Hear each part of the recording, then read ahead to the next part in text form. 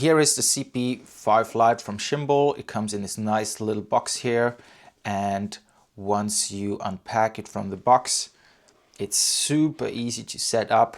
So you basically take it out of the box, you switch it on here, hold for 2 seconds. It has this nice little USB-C plug-in and even a microphone plug.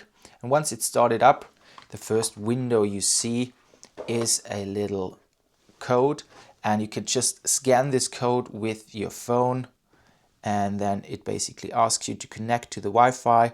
You say yes, connect, and now you should be connected. And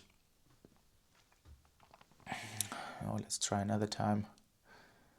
Okay, now we're connected, and then we just switch on the screen mirroring. We choose CP5lite, and now we already have a synchronization of the 2 monitors. And if I switch into my camera mode, then I can now use the front cameras of my phone, and I have a perfectly mirroring image on this device, which is super cool.